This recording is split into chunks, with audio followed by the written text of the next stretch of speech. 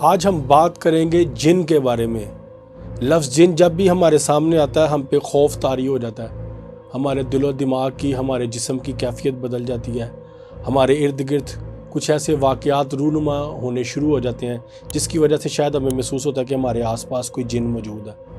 پہلے ہم جن کی تھوڑی سی ہسٹری کے بارے میں جانتے ہیں، اس کے بعد پھر اس بات پہ آئیں گے کہ جن کا ذکر کرتے ہوئے ہمارے ساتھ پیرانارمل ایکٹیویٹیز کیوں سٹارٹ ہوتی ہیں۔ جن لفظ کا مطلب لغوی اعتبار سے، ڈکشنری کے اعتبار سے اب دیکھیں تو اس کا مطلب اجنا سے نکلا ہے۔ اجنا لفظ کا مطلب ہے آنکھوں سے اوجھل۔ کوئی چیز جو آنکھوں سے اوجھل ہو لیکن ظاہری وجود رکھتی ہو اسے اجنا کہا جاتا ہے۔ اس کا ملتا جلتا ایک لفظ انسانوں کے بارے میں بھی استعمال کیا جاتا ہے۔ جب کوئی بچہ اپنی ماں کے شکم میں ہو، مادر شکم میں جب اس کے وجود کی ایک پرورش، اس کی گروتھ کا ایک سسٹم چل رہا ہوتا ہے تو کہا جاتا ہے کہ جنین لفظ بھی جو نکلا ہے وہ بھی یہیں سے نکلا ہے۔ اسی لیے جن لفظ استعمال کیا جاتا ہے کہ تاکہ ہمیں اس چیز کا اندازہ ہو کہ کوئی ایک ایسی مخلوق ہے جو کہ وجود رکھتی ہے اور ہماری آنکھوں سے اوجھل ہے۔ جیسے ہم انسان جناب حضرت آدم علیہ السلام کی اولاد ہیں، اسی طرح سے جنات کا بھی ایک باپ ہے۔ لوگوں میں ایک غلط رائے پائی جاتی ہے اور لوگ شاید اس کشمکش اور ایک غلط فہمی کا، ایک غلط نظریے کا یقین رکھتے ہیں کہ جو جن ہے وہ اولاد ابلیس میں سے، جبکہ ایسا نہیں ہے۔ ابلیس کا اصل نام بذات عزازیل ہے جو کہ خود ایک جنات کی اولاد میں سے ہے۔ جنات کے باپ کا نام شومان ہے، یہ اولاد شومان میں سے۔ مولا علی علیہ السلام کی روایت موجود ہے، کچھ لوگ ان کے پاس تشریف فرما تھے، انہوں نے پوچھا کہ مولا کیا جنات اولاد ابلیس میں سے ہیں؟ تو مولا نے فرمایا نہیں، ان کے باپ کا نام شومان ہے۔ یہ روایت اس بات پہ دلالت کرتی ہے کہ یہ اولاد ابلیس میں سے نہیں ہے اور یہ شومان کی اولاد میں سے ہیں۔ اب ہم ان کے تھوڑے سے آگے خواص اور ان کی کوالٹیز کو جاننے کی کوشش کرتے ہیں اور ان کی آگے اقسام کیا ہیں۔ یہ تقریباً 7 قسم کے پائے جاتے ہیں اور 7 قسم کے پائے جانے کی وجہ سے ان کے نام بھی الگ الگ دے دیے گئے ہیں۔ جنات کا ذکر یہ کہہ کر کیا جاتا ہے کہ ہم انسانوں کے ساتھ بھی جنات رہتے ہیں، وہ سب سے زیادہ مشہور ہیں اور معروف ہیں، اور ہر گھر میں، ہر جگہ پہ، ہر بلڈنگ میں، ہر محلے میں، ہر گلی میں، ہر عمارت میں، ہر جگہ پہ یہ انسانوں کے ساتھ رہتے ہیں۔ ان کو عامر بھی کہا جاتا ہے اور عمار بھی کہا جاتا ہے۔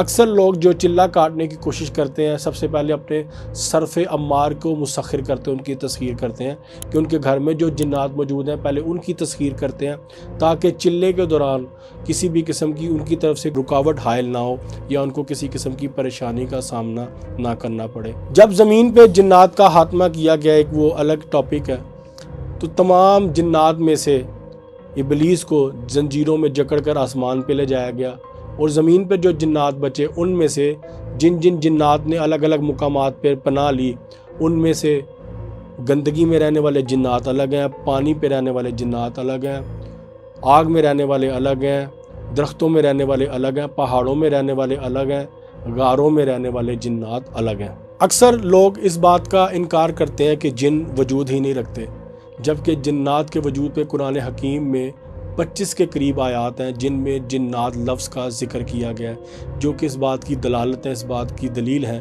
کہ جنات وجود رکھتے ہیں۔ قرآن کریم میں سورہ بقرہ میں ایک واقعہ پورا موجود ہے کہ جب اللہ رب العزت نے یہ فیصلہ کیا کہ میں زمین پر اپنا خلیفہ بناؤں گا، تو کچھ ملائکہ کے گروہ نے اعتراض کیا، اور ان ملائکہ کے گروہ میں ابلیس شامل تھا۔ ابلیس کا اصل نام عزازیل ہے، اور اس سے پہلے یہ ابلیس نہیں کہلاتا تھا، اس سے پہلے یہ عزازیل کے نام سے پکارا جاتا تھا۔ جب اس نے اللہ رب العزت سے یہ بات کہی کہ یا باری تعالیٰ، تو نے پہلے بھی زمین میں اپنا خلیفہ بنایا تھا اور اس نے بھی خون ریزی کی، اور اب تو انسانوں کو اپنا خلیفہ بنانے جا رہا ہے، یہ بھی خون ریزی کریں گے اور تیری نافرمانی کریں گے، تو اللہ رب العزت نے کہا جو میں جانتا ہوں وہ تم نہیں جانتے۔ وہاں سے پھر ایک سلسلہ شروع ہوا، تب یہ ابلیس کہلایا۔ ابلیس لفظ جو ہے وہ نکلا ہے ابلاس سے۔ ابلاس کا مطلب ہوتا ہے ٹھکرایا ہوا، رد کیا ہوا۔ تو اس کو اللہ رب العزت نے رد کیا تھا اپنی بارگاہ سے، اس کو ٹھکرا دیا تھا، اس کو نکال دیا تھا۔ اس بحث کے بعد ایک مکالمہ شروع ہوا، اور اس مکالمے کے بعد سے یہ عرش سے نکالا گیا، اور اس نے اللہ رب العزت سے اپنی 4000 سال کی 2 رکعت نماز کا صلہ بھی مانگا تھا۔ سورہ الاعراف میں ایک جگہ یہ ذکر آتا ہے کہ ابلیس نے اللہ رب العزت سے کہا کہ میں چاہتا ہوں کہ مجھے موت نہ آئے، اور میں مہلت چاہتا ہوں۔ تو اللہ رب العزت نے کہا ٹھیک ہے میں تمہیں مہلت دیتا ہوں، اور اللہ نے اس کو مہلت دی اور اسے وہاں سے نکال دیا۔ اب سوال یہ پیدا ہوتا ہے کہ آج کل جب بھی جنات کا ذکر کیا جائے، کیا جنات کو موت آتی ہے؟ جنات کی زندگی کیا ہے؟ جنات کی خوراک کیا ہے؟ جنات اپنی زندگی کا گزر بسر کیسے کرتے ہیں؟ اور ان کی اولاد کی جو پرورش ہے اور اولاد کی نسل کا جو ایک نظام ہے وہ کس طرح سے چلتا ہے؟ جنات میں بھی شادیاں ہوتی ہیں جس طرح سے ہم انسانوں میں شادیاں ہوتی ہیں، اور جنات کی شادیوں کے بعد ایک وقت میں تقریباً 70 بچے پیدا ہوتے ہیں۔ ابلیس کی فطرت میں سے یہ ہے کہ ابلیس اپنی جنس بدل کے اپنے ساتھ ہی لواطت کرتا ہے اور اپنے بچوں کو خود ہی پیدا کرتا ہے۔ اس کو کسی فیمیل کی ضرورت بھی نہیں پڑتی، نہ وہ اس کا محتاج ہے کہ جب تک کوئی فیمیل نہیں ہوگی وہ اپنی افزائش نسل نہیں کر سکتا۔ اور ان کی خوراک میں ہڈیاں اور کوئلہ اور جانوروں کی جو گندگی سڑکوں پہ ملتی ہے، یہ ان کی سب سے زیادہ پسندیدہ ترین خوراک ہے۔ احادیث میں روایات میں ذکر ملتا ہے کہ جب آپ ہڈیوں کو پھینک دیتے ہیں تو ان کو مکمل صاف کر کے نہ پھینکیں، ان پہ تھوڑا سا گوشت لگا رہنے دیں، اور ان ہڈیوں کو گھر سے باہر پھینکیں، رات کو اپنے کچن میں نہ رہنے دیں۔ اس کی وجہ یہ ہے کہ وہ جنات کی غذا ہے۔ روایت میں یہ بھی ملتا ہے کہ جب آپ ان ہڈیوں کو پھینک دیتے ہیں اور جنات ان کو کھانے کے لیے جب اٹھاتے ہیں تو ان کے اوپر واپس گوشت دوبارہ آ جاتا ہے اور جنات پیٹ بھر کے ان کو کھاتے ہیں۔